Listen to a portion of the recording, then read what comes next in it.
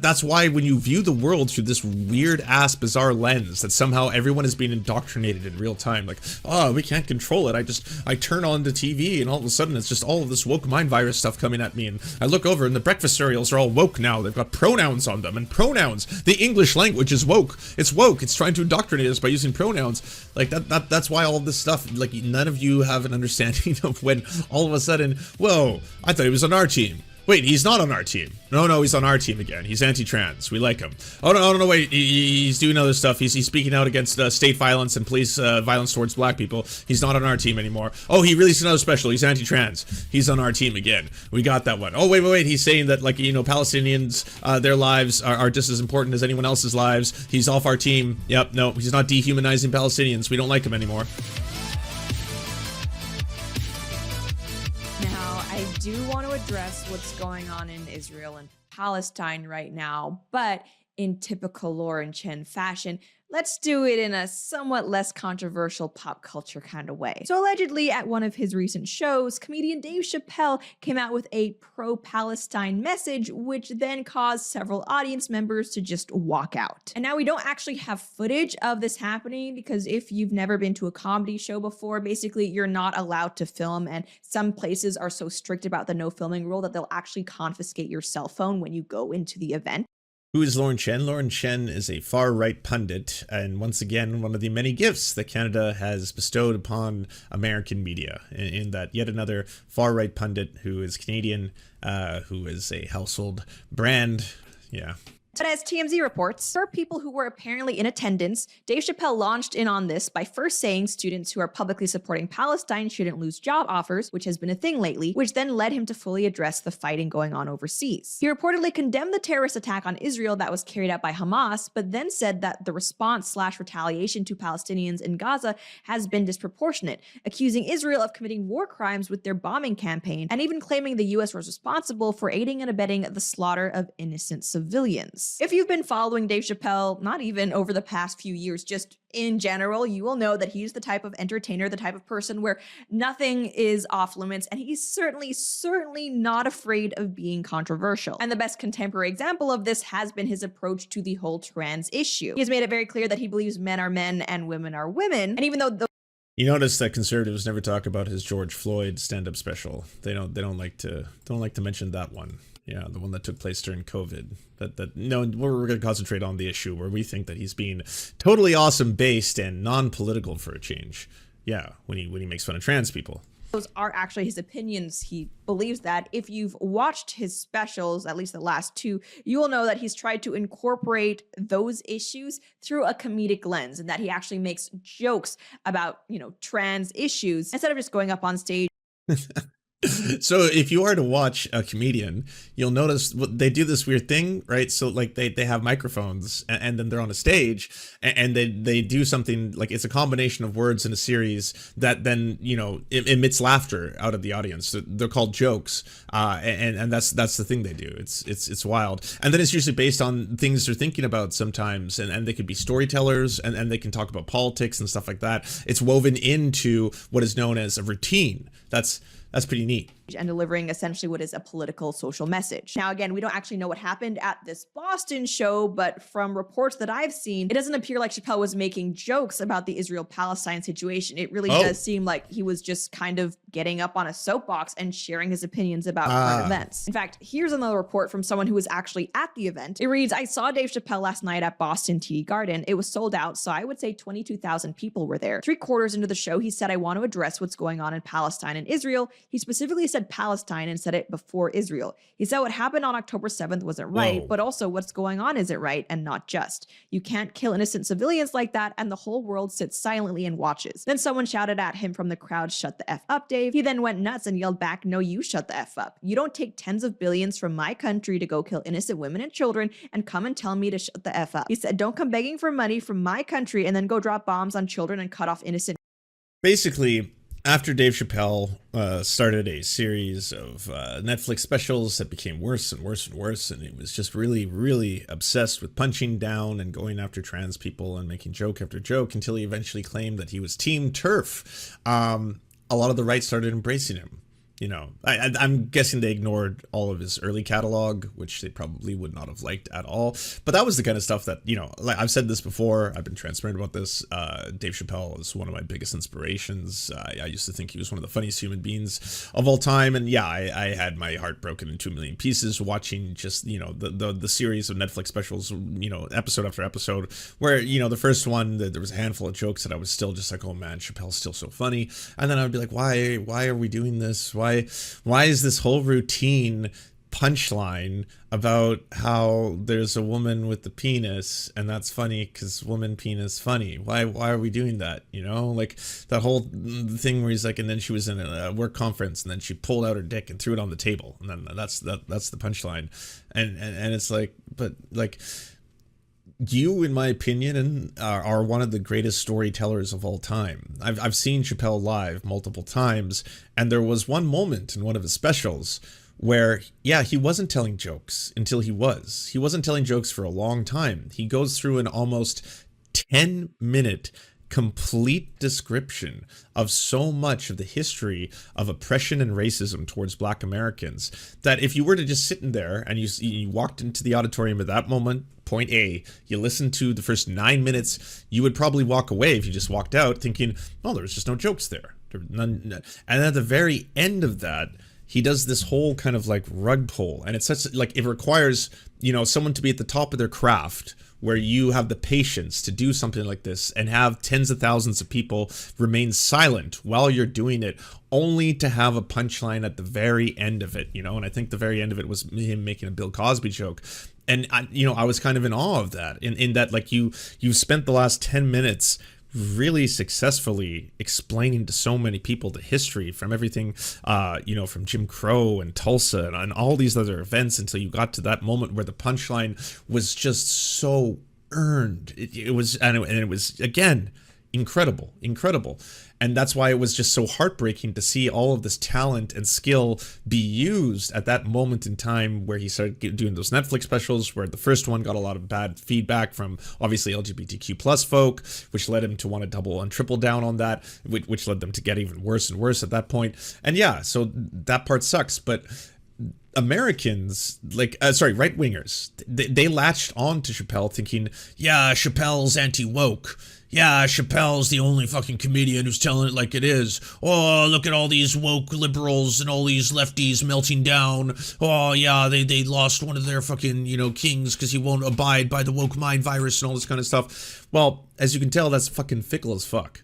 Right? Like that lasts only so far as you're telling the jokes that they want to hear. And then as soon as the jokes, or even the routines, or even what you're talking about has something to do on a political issue, that suddenly, whoa, wait, what's going on here? Why would he say this? Why would he first mention Palestinians before he mentioned Israelis? And why would he talk about things that are happening after October 7th as being bad as well?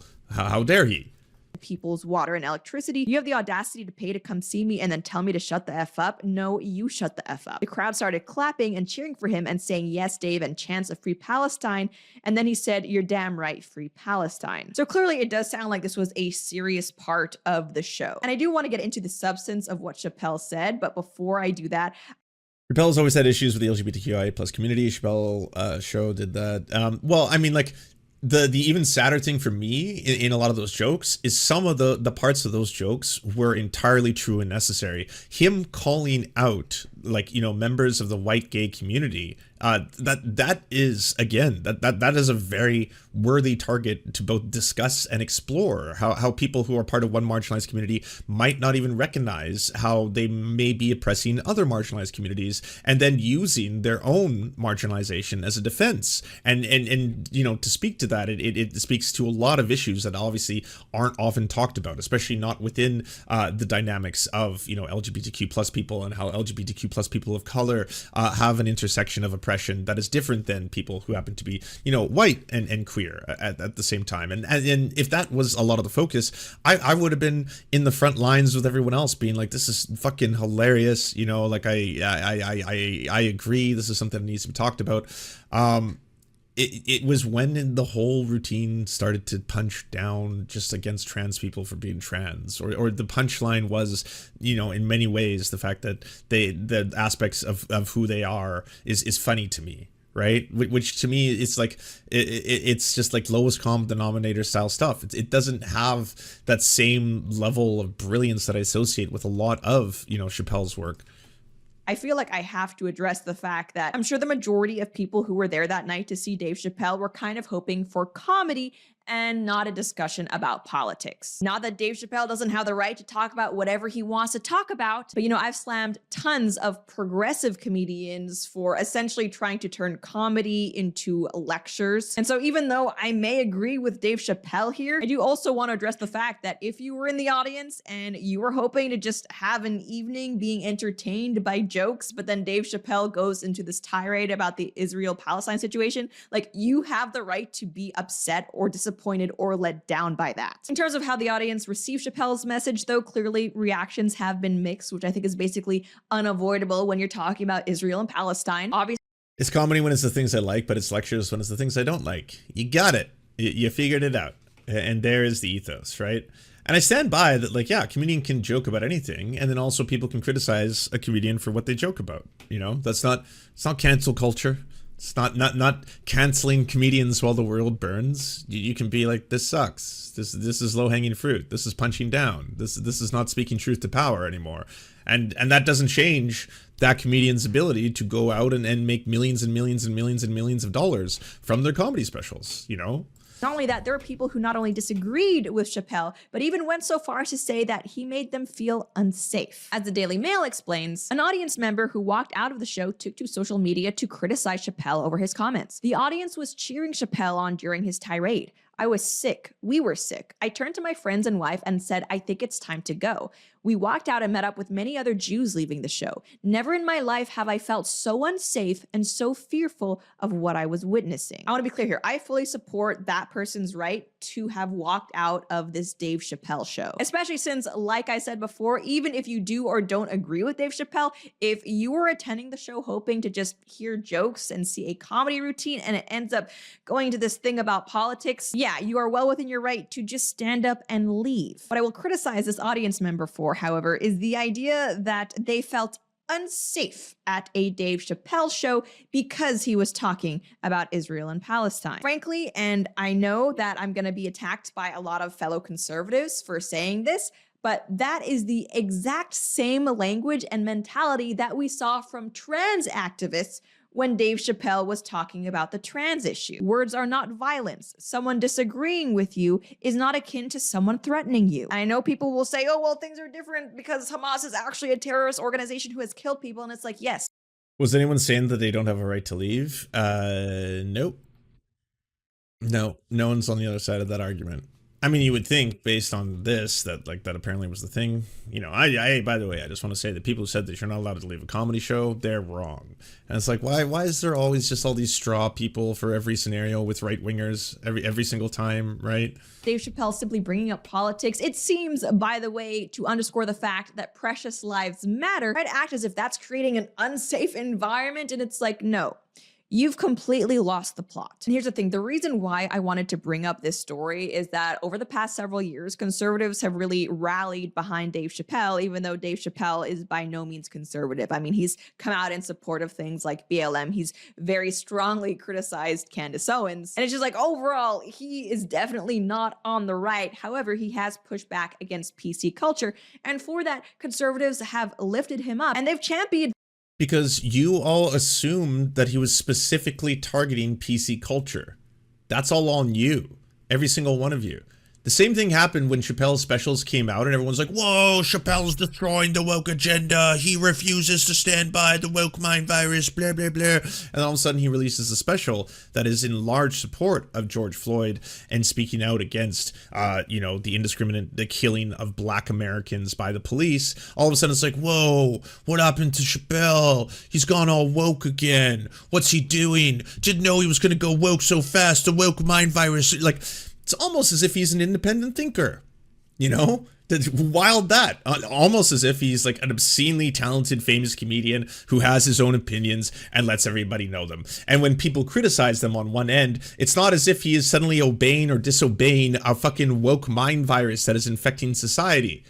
right? That's why when you view the world through this weird ass bizarre lens that somehow everyone is being indoctrinated in real time, like, oh, we can't control it, I turn on the TV and all of a sudden it's just all of this woke mind virus stuff coming at me, and I look over and the breakfast cereals are all woke now, they've got pronouns on them, and pronouns, the English language is woke, it's trying to indoctrinate us by using pronouns. Like that's why all of this stuff, like, none of you have an understanding of when all of a sudden, whoa, I thought he was on our team. Wait, he's not on our team. No, he's on our team again. He's anti-trans. We like him. Oh no, wait, he's doing other stuff. He's speaking out against state violence and police violence towards black people. He's not on our team anymore. Oh, he released another special. He's anti-trans. He's on our team again. We got that one. Oh, wait, he's saying that, like, you know, Palestinians, their lives are just as important as anyone else's lives. He's off our team. Yep, no, he's not dehumanizing Palestinians. We don't like him anymore. Things like free speech while doing that, saying, hey, cancel culture, please don't come after Dave Chappelle simply for him disagreeing with you. But now, in light of the fact that Dave Chappelle has criticized Israel and come out in support of Palestine, my challenge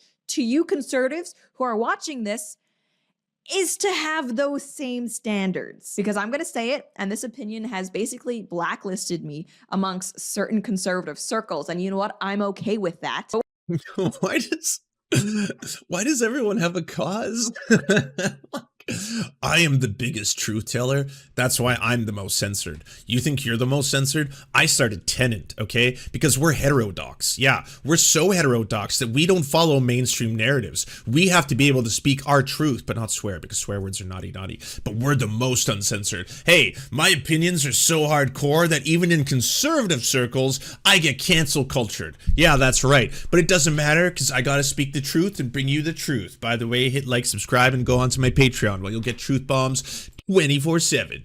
Cancel culture over the whole trans issue. What I'm saying is you don't have to like or agree with what Dave Chappelle has said about Israel and Palestine. Now that Dave Chappelle is saying something you don't like, please do not start acting like the left. Don't just Conservatives, stop! Don't do this! Don't be silly! Don't use your strange, bizarre, fucked up moral compasses and then try to apply logic to anything we do. It's just, we know it doesn't make sense. Just stop, okay? He's gonna release another anti-trans special. We'll get him back. It's only a matter of time. We'll be good. start throwing out terms like bigot instead of actually addressing what he's saying. And now kind of a weird angle to this story that I do want to include because it kind of just confuses me is that after this alleged tirade started making headlines, apparently according to the Daily Mail, quote, a spokeswoman for the comedian said he denied— I think that's your first mistake. Why are you using a Daily Mail as your source and all this shit? It's just like Daily Mail, Daily Mail, Daily Mail, Daily Mail. According to the Daily Mail, and then a new article about the Daily Mail, and then according to the Daily Mail, oh, we've got a new source. This coming in right now from, what's that? The Daily Mail. Okay, so the Daily Mail is also saying, I feel like you have one Daily Mail article in front of you, and then you keep reciting it as if it's new information that's suddenly appeared out of nowhere. And then we've got some new stuff from the Daily Mail.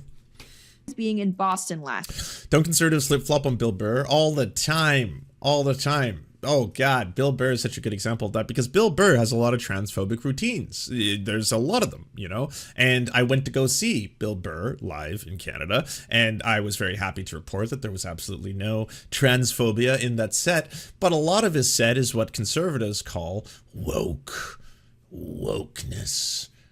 wokery.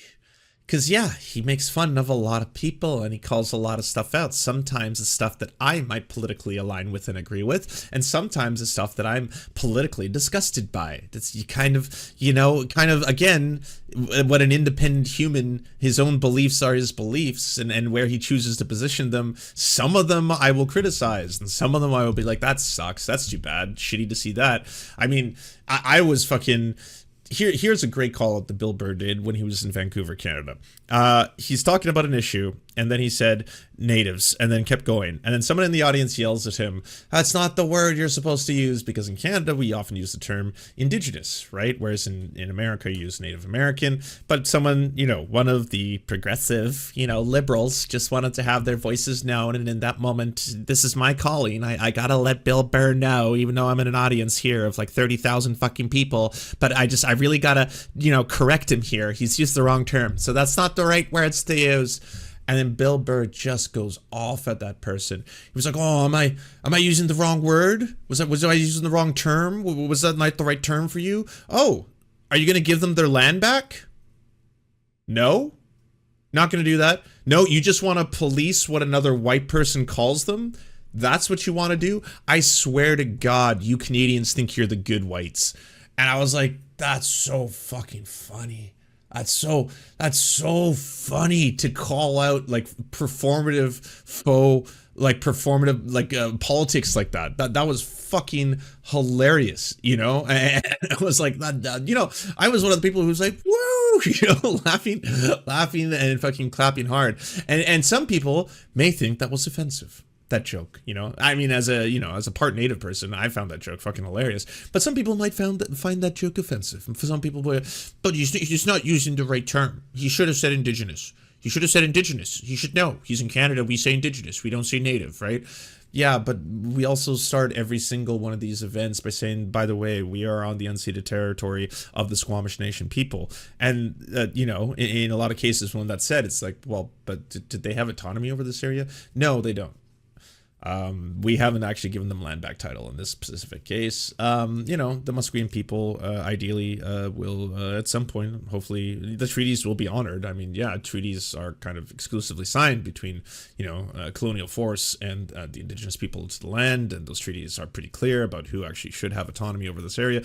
But yeah, we're going to continue to do that thing where ceremonially, it's a ceremony, right? We'll say that we would like to acknowledge that we are on the unceded territory of the Haida Gwaii, and at that point, we acknowledge it. So we've acknowledged it. So we've now done the kind of performative liberal politics, and we've absolved ourselves of any wrongdoing, and let's go forth with the show. Enjoy it, everybody, you know? So according to this spokeswoman, apparently Chappelle says he wasn't in Boston.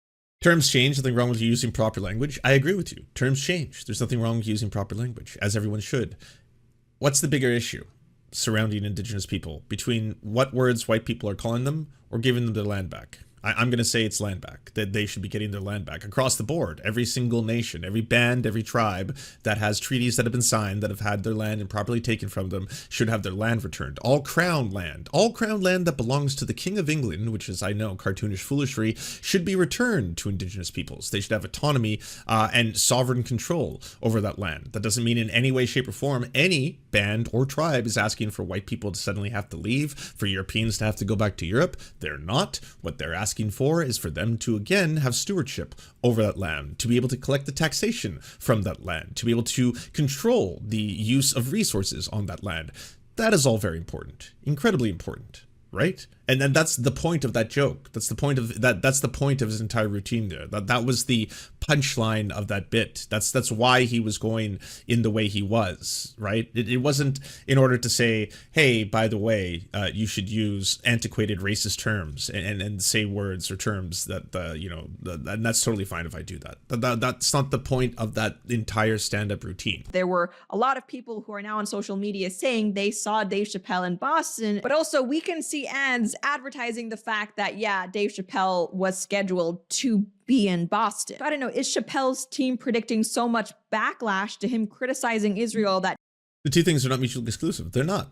I'm trying to explain what the purpose of his routine was, though, what he was choosing as a target, and why there is certainly something to be said, and why it can be very frustrating sometimes for people to think that activism and or, you know, believing in Indigenous rights starts and stops with land acknowledgements.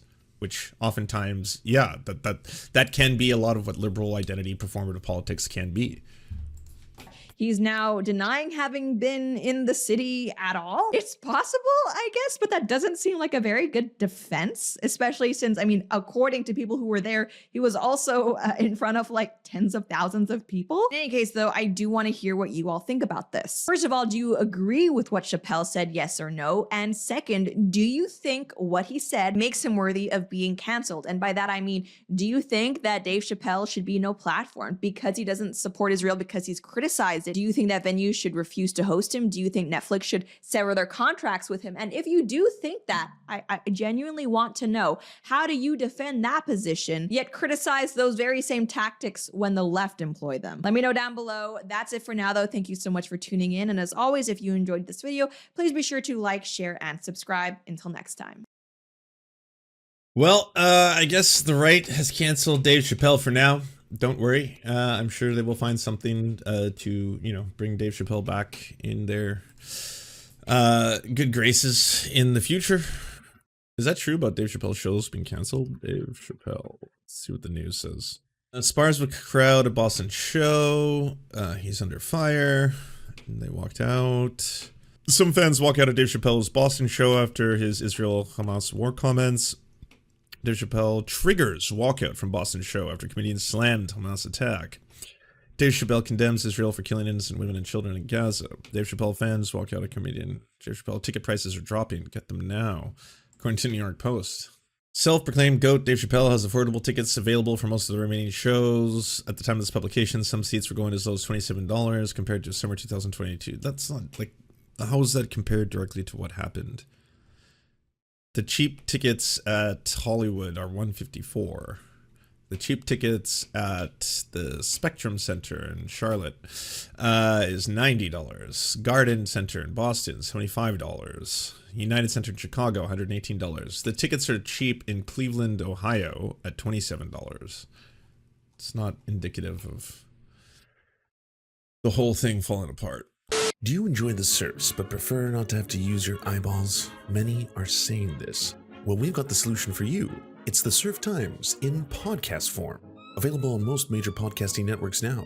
If you enjoy it, please consider leaving a good review and feedback because it really helps the show out, apparently, and it's free, just like the podcast. Thank you so much for watching, everybody. This show is produced by amazing people like you, and if you want to help us out, please consider donating over at patreon.com/theserfs. The show is made possible thanks to Amazing Fletch, Anna Loves Riley, Ariane McCarthy, Cheryl Alvarez, Doug Cady, Everything Important, Hagbard Celine, Lamidia Panza, Matthew Scarborough, Multimondi, Omni, Peanut Butter Blondie, Political Pappy, Quiet 185, Rachel K, Riley and Anna, Roller Dragon, Ruby K, Sir Nickus, Spinach Monster, Stellar Vision, Sebastian Demo, Tech Tink, Trevbot EXE, Words Greenwood, and not to mention all of the amazing and fabulous people you now see before you.